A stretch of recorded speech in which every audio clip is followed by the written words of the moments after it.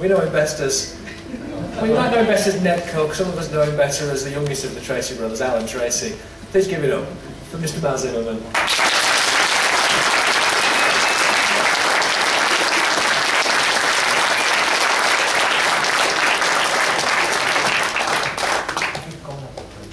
What? You can go on that one, please. Go on it.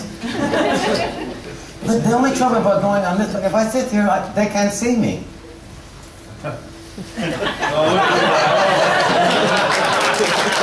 Can you see me? Yeah. Can you see him? Nobody's here to see me. And look at the light. Finds his light. I can't see the audience, that's much better for me. No nerves. Love your accent. Thank you very much, you can have it, it's yours. No, thank you. As I mentioned, you've been here for over 50 years. Yes. Well, you won a scholarship to study acting in the UK. Please, please tell us the circumstances by which you wound up in the fair city of London. Well, I had to get out of town. I did win this award, and I have Best Actor for a Jean-Baptiste Racine play called Andromaque. And I'd already been to Stratford, Ontario, doing Shakespeare. And if I'd gone to study in New York, which was the intention, I would have been drafted into Vietnam. And so I didn't want to do that. And then my mother reminded me that I had actually been born in Canada. So I took out my Canadian citizenship, my Canadian passport, and I came to London because the man who adjudicated me and gave me the award was a director and producer for BBC called Richard West, sorry, dead. Richard West had done a series called Gary Halliday. So I came here and I went to Lambda. And I went to Lambda for the advanced professional course for them. And that's how I came over here to the lovely old Blighty, as they say. And you had a friend there in the same class called George, who we know rather better.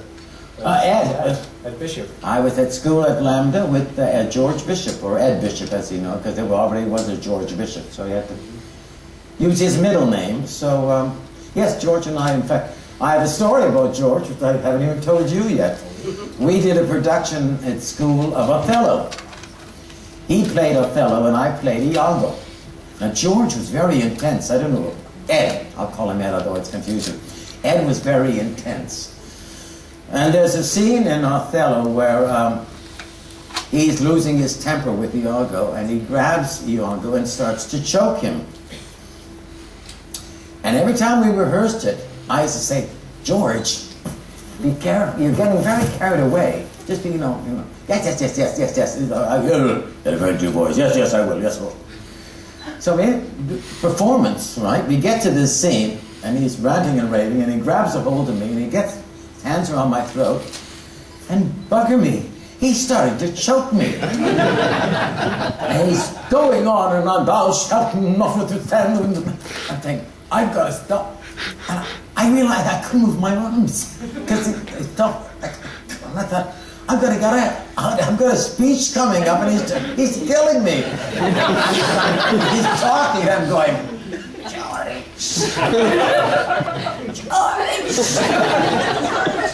You see, to find that all I can do is fall. Because then so I fell, and he let me go. So then I get up. Of course, I did the speech at him, thou fool. I was really annoyed anyway. Gone off stage, and when we got off stage, he hit me and said, why do you keep calling me George on stage? And I went, when? He said, when I was choking you. I said, George, I was trying to tell you to stop choking me. So I almost shouldn't be here. You presumably passed your acting course. You presumably passed your acting course with flying colours. Oh yes, I did, yes. And you found yourself in the world of London theatre searching for work. So how did that go initially? Well, that initially went, I had letters from quite a few people in America, Michel Saint-Denis, Dora Maver Moore, Tony Guthrie, who was a producer, and I had all these letters for the National Theatre, Laurence Olivier. and I auditioned, because I was called the young Olivier as a young man because of the look. Not necessarily the voice. And so I auditioned for Olivier. He came up, looked at me and said, "Did I know your mother?"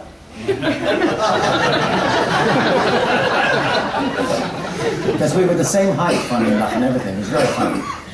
Anyway, I did an audition, and the casting director came and spoke to me, and they offered me a 3-year contract at £12 a week.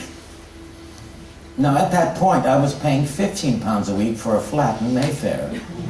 And I thought, I can't afford to do this, but I want to do it. I mean, so I said, I'll have to think about it. So I walked down the street, and I bumped into Eddie Roll, who was in the original production of West Side Story at Her Majesty's Theatre.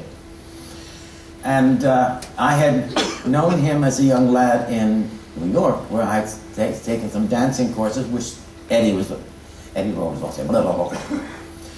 So he stopped me and he said, "Oh, are you still at school?" And I said, No, I finished now. I said, I've just been sort of auditioning. And he said, "Oh, listen." He said, "Listen, we're looking for an understudy for Tony, for David Holliday, and somebody who'll play Glad Hand in one of the Jets." And I went, "Oh."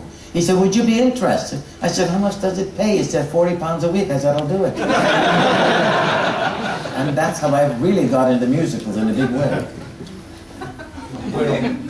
So you mentioned David Holliday. We're now on the road to Thunderbirds. Yes. But perhaps you could mention a little bit about David, because he was taken from us far too young. He hasn't had the attention that he perhaps deserved. I know, because David and I were friends for years, and we kept in touch right till the bitter end. As I think I told you, he phoned me. We talked on the phone about 3 weeks before he died. He eventually moved down to Florida. His mother had moved from Florida. David was originally from Milwaukee, Wisconsin. Farm boy, where the cheese comes from. He was a lovely, lovely, lovely man. I adored him completely. He was wonderful singing voice, wonderful talent.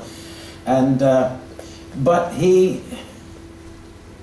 don't know whether he was that keen on the Thunderbirds thing, because he only did the first 16. Yeah. Because Jeremy Wilkins did the other 16. He went back and he did a couple of musicals on Broadway. Coco, I think was one of them, starred in. And then, of course, he started doing Man of La Mancha, and he did that forever. He did it on tour, he did it in Broadway. And he was very happy man, but he didn't develop lung cancer, unfortunately. He said to me on the phone, "You should have this, not me, because you smoke." I said, "Thank you, David."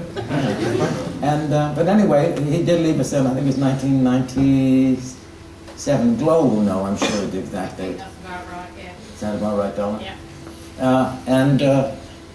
I could get upset now, it's not terrible. But he was wonderful, and because of him, I was doing a show in 1964 called High Spirits at the Savoy Theatre. And David gave me a call and said, "Listen, they're looking for somebody to do, what's his name, what's my name? Alan.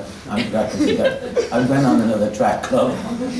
Alan. And he said, "I think you'd be fine. I'd mention you to Sylvia. Give her a call and go and see her." So I phoned her secretary, and so I said, "I've got performances." They said, "Come in tomorrow morning." So I went down to, it was a place in Slough, on an estate, industrial estate. And the secretary said, "Just go right into that door." And I said, "Fine." I opened the door, and as I opened the door, Sylvia looked up and said to me, "Don't speak." And I went, so I walked in, and she had Alan on her desk.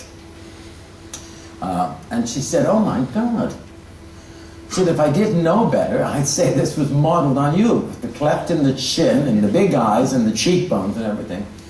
She said, "Except you don't have blonde hair and blue eyes." But my God, it could have been modeled on you. So I sat down, and she said, "Right, now you can talk." And I said, I was very young at the time. "Hi, my name's Matt Zimmerman." And I said, "That's the voice of Alan Tracy." And that's how I got Alan. So you didn't have to audition different voices? No, I didn't even know that we had the first one. Said, "That you're doing Russian." "Oh, well, okay, I'll do Russian, okay." Yes. Yeah. So you were recording the episode in Slough with the other cast members, with you know, Peter Dineley. Peter Dineley was a lovely man. He was like I mean, obviously he was the father figure in the series, but he was like a father figure there as well. He had tremendous strength in his acting, and he was warm. He drove a little tiny MG sports car that I envied terribly. He and his wife Jane Hilton would come down to record in this little MG. It was just absolutely wonderful. No, he had a wonderful sense of humor, very focused man. He just, you know, he was much more, because you see, at this little studio that we recorded this, it was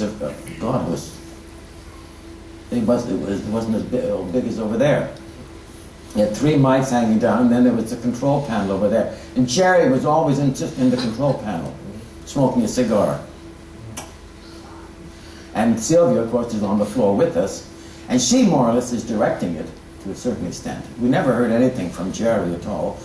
And so therefore we had Sylvia directing it to a certain extent, but we had Peter as the sort of leader. And so that's what we took. I mean, I adored him. He was wonderful. Wonderful. Missed terribly. And his wife, Jane Hilton, was the most wonderful actress. The most wonderful actress.